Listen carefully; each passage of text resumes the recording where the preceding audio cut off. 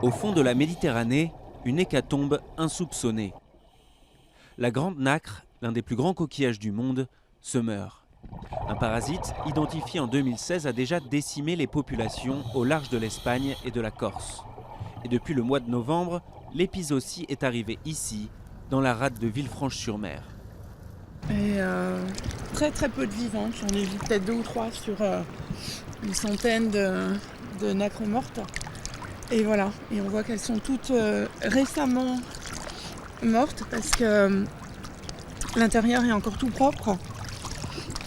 Et les coques sont pas encore abîmées.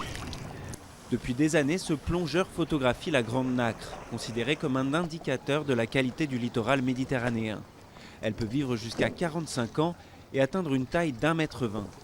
Au fil des ans, sa coquille enregistre tous les paramètres physiques et chimiques du milieu.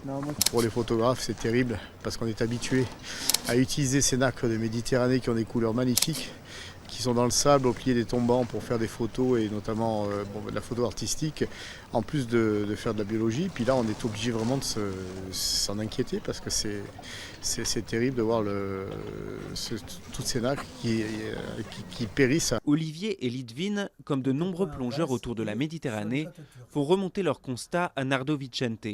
C'est lui, le biologiste, qui a alerté le premier sur la maladie des nacres. Pour le scientifique, cela ne fait aucun doute. D'autres espèces disparaîtront dans les mêmes conditions.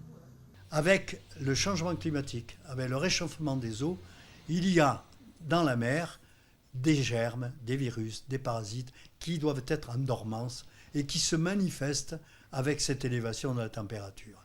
Et on constate en effet que le maximum d'action du parasite s'est manifesté cet été lorsque nous avons eu des températures persistantes dans le milieu marin, des températures supérieures à 20 degrés jusqu'à 40 mètres de profondeur.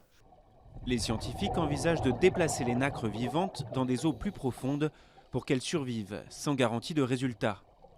Mais la nature pourrait aussi reprendre ses droits.